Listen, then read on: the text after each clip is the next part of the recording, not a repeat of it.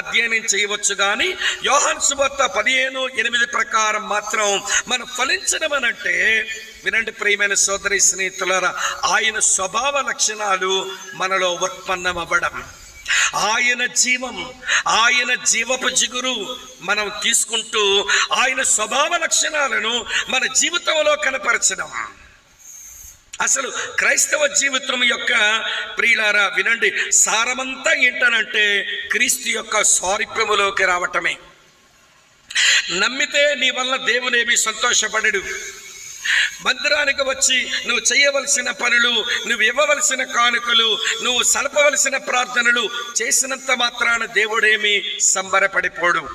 దేవునికి ఎప్పుడు సంతోషము అని అంటే, నీవు నేను మనమందరము ఆయన కుమారుని సారూప్యములోనికి ఎదుగుతా ఉన్నప్పుడు, ఆయన లక్షణాలను పురికి పుచ్చుకుంటున్నప్పుడు, ఆయన స్వభావాన్ని